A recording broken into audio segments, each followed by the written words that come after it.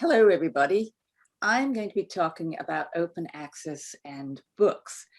Uh, this presentation is for anybody who's curious about where we are on the journey to open access for books. The short answer to this is we're lagging far behind, well behind journal publishing. And that is because getting to open access for books is really hard, and also because the market for books is so much smaller than journals. The journal publishers have worked harder and faster to figure that one out. But before I go on, I want to say I'm restricting myself here to monographs and collected, edited, research-based volumes that have the specialist audience that you also have for single authored monographs.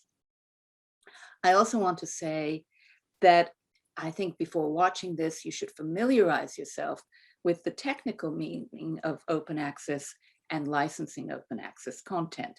Become familiar with the Creative Commons licenses, and then you can find a really good summary of this on Dan Pollack's video on the ALPS Career Hub. So I'm not going to repeat that here. So we're ready to move on. Let's look at the differences between monographs and journal articles. First of all, on the monograph side, they're long. The writing of monographs is part of the research process. The book has a longer life cycle.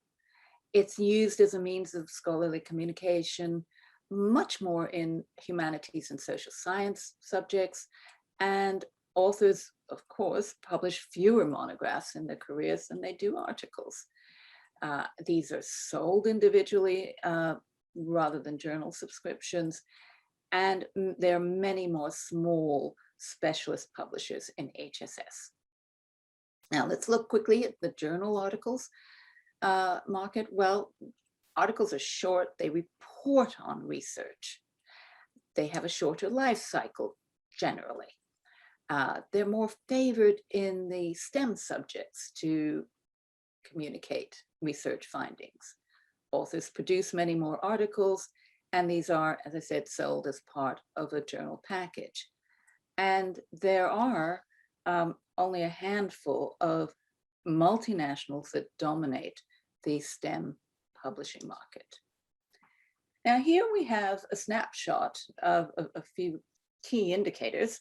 In the DOAB, the Directory of Open Access Books, you can find 671 publishers who have published so far nearly 45,000 monographs in open access. DOAJ shows a completely different picture for journals. There are only 100 publishers listed there, 17,000 journals, but that represents nearly 7 million articles already listed in DOAJ and growing daily. I'd like to start out by looking at who pays for closed monographs. Now, historically and today, closed monographs have been sold primarily to institutional libraries and are funded from their acquisitions budgets. There's been a little bit of money from research funders that sometimes have in the past bought printed copies just to subsidize the cost of publishing. Some universities have produced small amounts of departmental funding. And of course, monographs sell to a very small number of individuals because they're priced so high, because the market is small, etc. But who pays for open access monographs now? Well, you have research funders. That's the people who fund research and who are increasingly allocating a small part of their big grants to fund BPCs. We'll get to what a BPC, a book processing charge, is in a moment.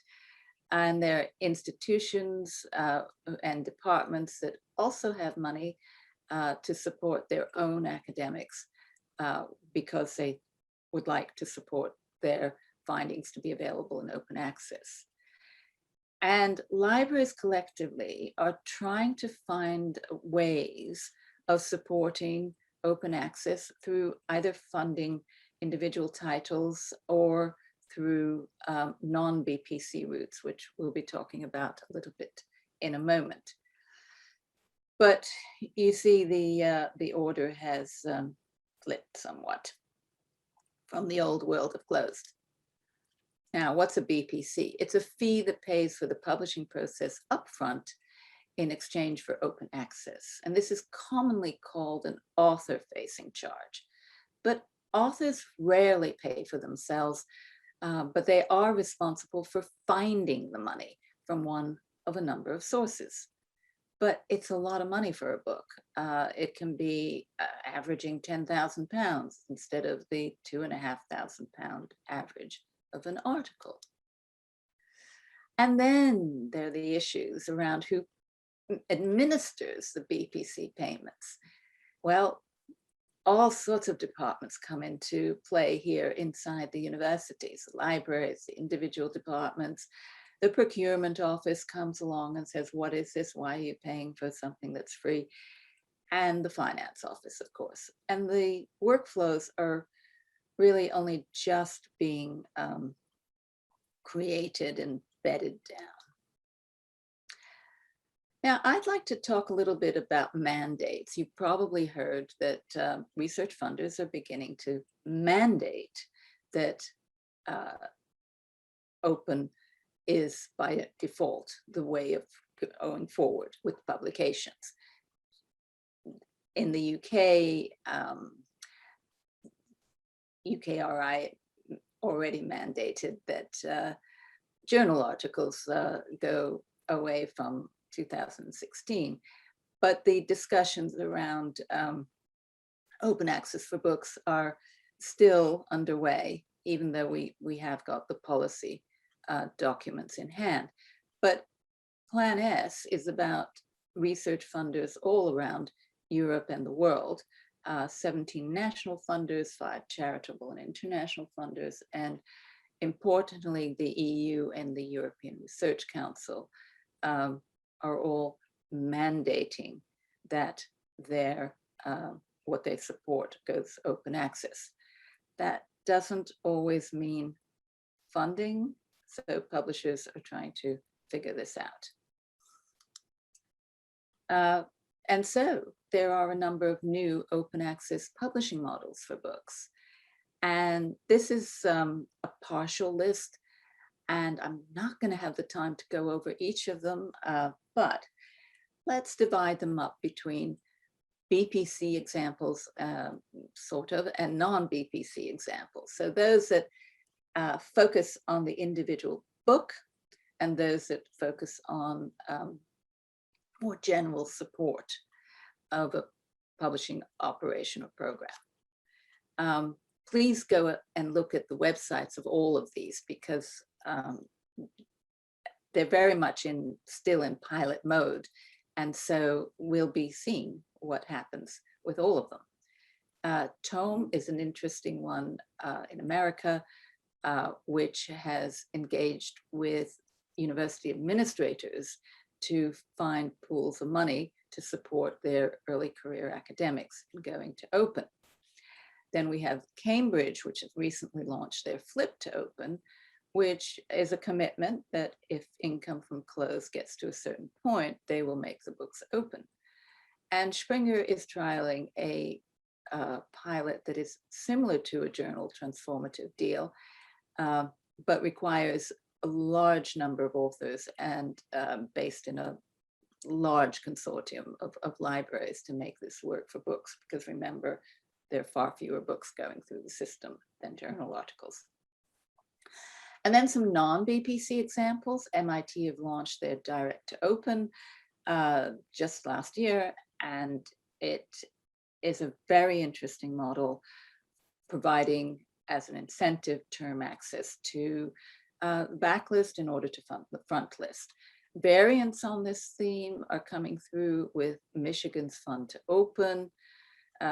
Do have a look at a more established small publisher, Open Book Publishers, where they have a mixed model through membership of libraries that are partially supporting their operations. And then the CU Press and Liverpool University Press are piloting Opening the Future model, which is a subscribe to open model, a variant of the direct to open model, and which do have a look, please, at what they're doing. And all of us publishers are working on fostering open infrastructure to support OA books.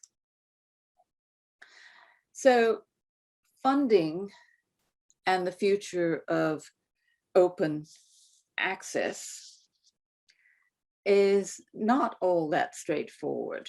As I've said, the mandates do not necessarily produce sufficient funding to provide for even those books that come out of the research projects. And indeed, what happens to those books that are the output of a single academic without research funding? Where will this land in terms of green and gold? The authors tend not to like green as much as they like gold for various reasons, including wanting to restrict how the books are used with an ND license, which you'll know from Creative Commons, no derivatives is a more restrictive license. And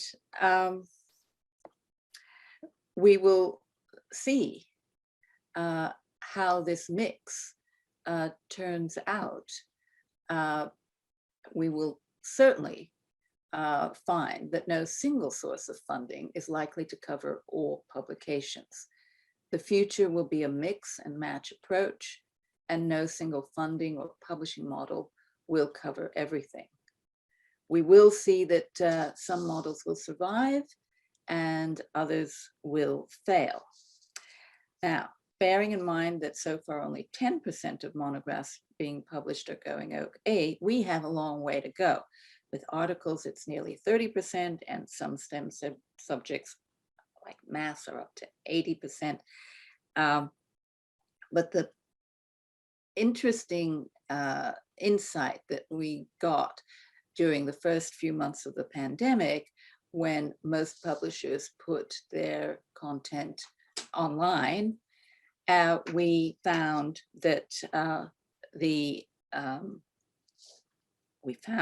there was a huge interest in watching the open access books, or downloading the open access books.